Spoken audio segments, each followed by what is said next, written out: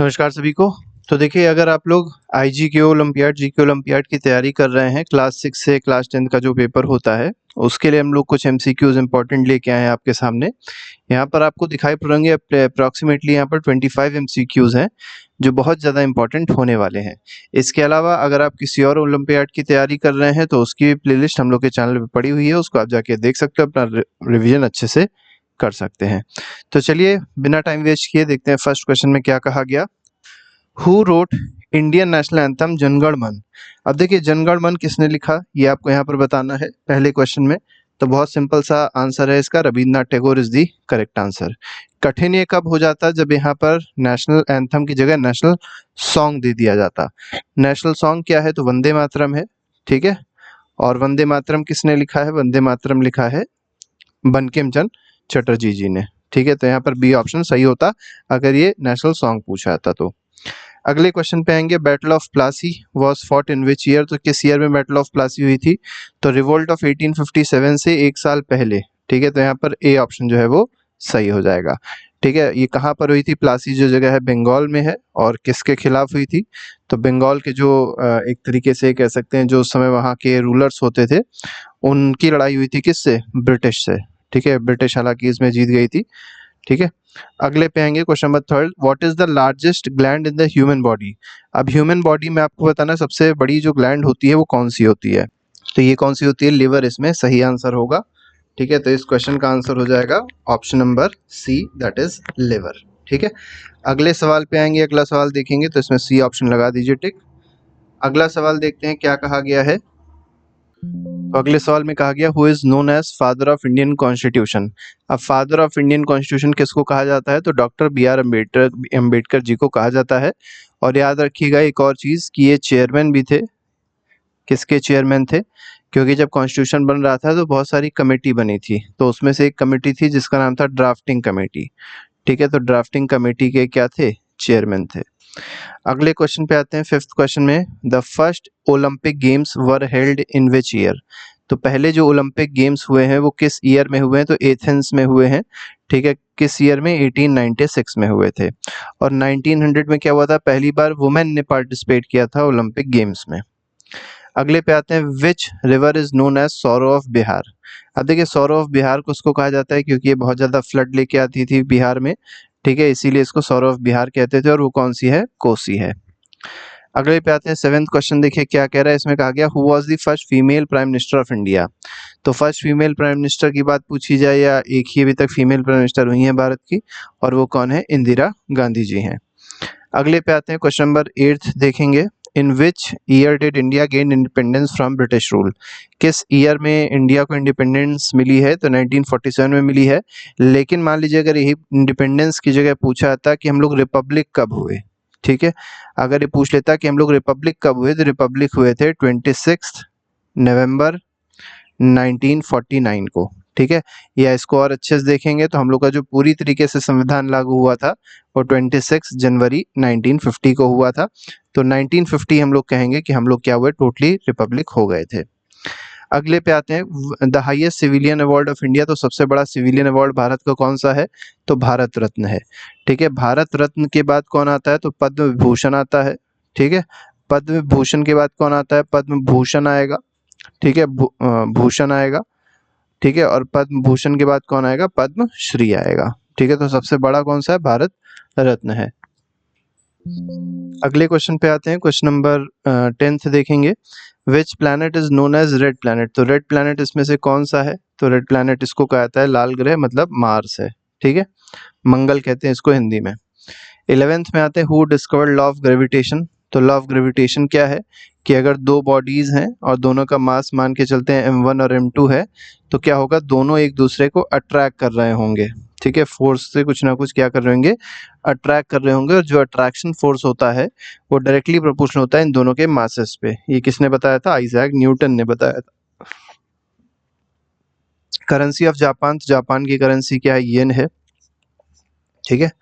अगले पे आते हैं, what is the main component of natural gas. अब देखिए, नेचुरल गैस अगर पूछा जाए और सीएनजी पूछा जाए, दोनों एक ही आंसर होंगे, और क्या हो जाएगा, मीथेन हो जाएगा। लेकिन मान लीजिए आपसे एलपीजी पूछ लिया था कि एलपीजी का मेजर कॉन्स्टिट्यूएंट या मेन कंपोनेंट क्या है, तब आप ब्यूटेन लगाते। ठीक है, तो ब्यूटेन लगाया जाता कब और मीथेन कब लगाया जाएगा, दोनों आपको पता होना चाहिए। क्वेश्चन नंबर 14 पे आते हैं, who is the author of Harry Potter series. अब हैरी पॉटर जो किताब आई थी, पिक्चर आई थी, उसके ऑथर कौन है हैरी पॉटर के, ये आपको बताना। तो जेके राउलिंग है, और ये वुमेन है, मैन नहीं है, याद रखिएगा। क्वेश्चन नंबर 15 पे आते हैं, Great Wall of China was primarily built to protect against. अब देखिए, ग्रेट वॉल ऑफ चाइना जो बनाई गई थी वो किसके खिलाफ आक्रमण को रोकने के लिए बनाई गई थी, मतलब कौन ऐसा था जो बार बार इन्वेड करता था चाइना को, ठीक है, उसके खिलाफ ये बनाई गई थी, ये आपको बताना है। तो पहला ऑप्शन दिया है मंगोल्स, दूसरा दिया है हूण, तीसरा दिया है विकिंस और चौथा दिया है रोमन। तो देखिए, जो नोमैड्स का आक्रमण होता था उसके खिलाफ ये बनाई गई थी Great Wall of China. Mainly Qin dynasty जो होती थी उन्होंने बनवाई थी, और मेनली जो मंगोल का यहाँ पर इन्वेजन होता था इसी के लिए ही बनाया गया था। अगले पे आते हैं, क्वेश्चन नंबर 16 पे देखते हैं, which of the following element is noble gas. अब देखिए, पूछा गया इनमें से कौन सा नोबल गैस है। नोबल गैस ऐसी गैसेज होती हैं जो किसी से रिएक्ट नहीं करती हैं, ठीक है। और आपको पूरी एक सीरीज बता देते हैं। सबसे पहले हीलियम आती है, नियॉन आती है, आर्गन, ठीक है, helium, neon, argon, krypton, xenon और रेडॉन, ठीक है। ये सारी गैसेज हैं जो नोबल गैसेज हैं, याद रखिएगा। अर्थक्वेक जब आता है तब जो गैस निकलती है उसका नाम है रेडॉन, RADON। ये भी एक क्या है, नोबल गैस है। तो यहाँ पर सी ऑप्शन सही हो जाएगा।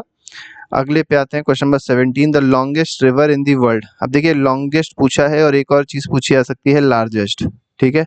तो अगर लॉन्गेस्ट पूछा जाएगा तो सबसे लंबी नदी है नाइल, और सबसे लार्जेस्ट पूछा जाता मतलब एरिया वाइज सबसे लंबी नदी कौन सी होती, अमेजोन होती, ठीक है। तो दोनों आपको आंसर्स पता होने चाहिए क्योंकि कोई भी क्वेश्चन पूछा जा सकता है। इसे मान लीजिए अगर हमारे इंडिया की पूछ ली जाती कि इंडिया की लॉन्गेस्ट रिवर कौन सी है, तो वो गंगा हो जाती, ठीक है। और गंगा की लेंथ कितनी है, तो 2525 किलोमीटर की है। अगले पे आते हैं, अगला सवाल देखेंगे, क्वेश्चन नंबर, ठीक है, 18th देखिए क्या कह रहा है, the largest democracy in the world is. अब डेमोक्रेसी सबसे बड़ी कहाँ पर है, इंडिया की है। तो पता ही होगा सबको, इतनी बड़ी पॉपुलेशन है और वो सब जाके चुनाव में भाग लेती है, ठीक है। मेनली लोकसभा का या विधानसभा का जो चुनाव होता है उसमें बहुत बड़ी पॉपुलेशन पार्ट लेती है, तो इसीलिए क्या कहा गया, लार्जेस्ट डेमोक्रेसी कहाँ की है, इंडिया की। हाँ, इसी में अगर ओल्डेस्ट पूछ लिया था तब इंडिया ना आता। ओल्डेस्ट डेमोक्रेसी कहाँ की है, USA की है। कब बनी थी, 1789 से वहां पर डेमोक्रेसी चल रही है। क्वेश्चन नंबर 19 पे आते हैं, the term Satyagraha was coined bye. तो सत्याग्रह टर्म जो है किसने कॉइन किया, तो जवाहरलाल नेहरू गलत है, इसमें महात्मा गांधी जो है वही सही हो जाएंगे। और महात्मा गांधी जी का जो पहला सत्याग्रह हुआ था ये भी पता होना चाहिए कहाँ था, ठीक है, चंपारण में हुआ था, ठीक है। चंपारण में इन्होंने पहली बार सत्याग्रह किया था। चंपारण कहाँ पर है, बिहार में है। किसके लिए किया था चंपारण में, तो जो यहाँ के इंडिगो प्लांटर्स थे, ठीक है, उनके फेवर में किया था। जो इंडिगो प्लांटर्स थे उनसे जबरदस्ती काम कराया जा रहा था, उनसे जबरदस्ती टैक्स लिए जा रहे थे, तो उसके लिए ही बढ़ा भी दिया गया था। 3 कथिया एक सिस्टम था, उस वजह से गांधी जी ने यहाँ पर क्या किया था, सत्याग्रह किया था। और मतलब सफलता भी मिली थी, ऐसा नहीं है कि केवल सत्याग्रह किया ही था, उनमें वो सफल हुए थे, सक्सेसफुल हुए थे। क्वेश्चन नंबर 20 पे आते हैं, the human heart has how many chambers. तो ह्यूमन हार्ट में कितने चैम्बर होते हैं, 4 चैम्बर होते हैं। एक और चीज याद रखिएगा, क्रोकोडाइल पूछ लिया जाता है, क्रोकोडाइल में कितने चैम्बर होते हैं, ये भी 4 होते हैं। क्यों क्रोकोडाइल पूछा जाता है, क्योंकि क्रोकोडाइल अगर आप देखेंगे तो एक होता है एम्फीबियन, एम्फीबियन एक होता है, और एक होता है रेप्टाइल, ठीक है। रेप्टाइल है क्रोकोडाइल, क्रोकोडाइल एक रेप्टाइल है, और दोनों के कितने चैम्बर्स होते हैं, 3 चैम्बर्स होते हैं, ठीक है। लेकिन क्रोकोडाइल क्या है, एक एक्सेप्शन है जिसके 4 चैम्बर्स होते हैं। क्वेश्चन नंबर 21 पे आते हैं, world's smallest country by area. तो एरिया के हिसाब से अगर सबसे छोटी कंट्री पूछी है कौन सी है, तो वेटिकन सिटी है। अगले पे आएंगे, क्वेश्चन नंबर 22 देखेंगे, who invented the telephone. Telephone का इन्वेंशन किसने किया, अलेक्जेंडर ग्राहम बेल ने किया, ठीक है। बहुत आसान था। थॉमस एल्वा एडिसन ने किसका इन्वेंशन किया था, तो इलेक्ट्रिक बल्ब का किया था, इलेक्ट्रिक बल्ब का किया था। अगले पे आते हैं, question number 23, the study of stars and planets. तो देखिए, स्टार्स की और प्लैनेट की जो स्टडी होती है उसको क्या कहा जाता है, ये आपको यहाँ पर बताना है। तो देखिए, यहाँ पर जियोलॉजी दिया गया है जो कि गलत है, एस्ट्रोलॉजी दिया गया, यही इसमें ऑप्शन सही हो जाएगा, ठीक है। अब यहाँ पर कुछ बच्चे सोचेंगे एस्ट्रोलॉजी नहीं, एस्ट्रोलॉजी नहीं सही होगा। एस्ट्रोलॉजी तो एक तरीके से गलत है। क्यों गलत है, क्योंकि ज्योतिष जो होता है, ज्योतिष की जो स्टडी होती है उसको कहते हैं एस्ट्रोलॉजी। एस्ट्रोनॉमी यहाँ पर सही होगा, ठीक है। बायोलॉजी तो बिल्कुल ही गलत है, ठीक है। कई बच्चे इन्हीं दोनों में कंफ्यूज होंगे, तो कंफ्यूज मत होइएगा, एस्ट्रोलॉजी इसमें सही आंसर नहीं है। 24th क्वेश्चन देखिए क्या कह रहा है, who was the first person to walk on the moon.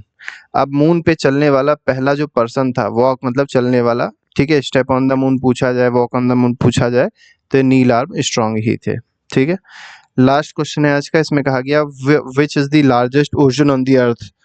तो पैसिफिक ओशन जो है वो सबसे बड़ा ओशन है, ये आपको पता होना चाहिए, ठीक है। पैसिफिक ओशन जो है वो पूरे अर्थ का सबसे बड़ा ओशन है। चलिए आप लोग कमेंट बॉक्स में इसी का आंसर एक और लिख के बताइएगा कि स्मॉलेस्ट ओशन जो है वो कौन सा है अर्थ पे, ठीक है। तो स्मॉलेस्ट ओशन आपको कहाँ लिखना है, कमेंट बॉक्स में लिख के बताना है। तो इस तरीके से ये हम लोग ने क्वेश्चंस देखे। इसके अलावा और भी कई सारे एमसीक्यूज हैं जिसकी पूरी प्लेलिस्ट बनी है, उसको आप जाके देख सकते हैं, अपना रिवीजन अच्छे से कर सकते हैं। अभी फिलहाल नहीं, thank you very much, good bye, जय हिंद।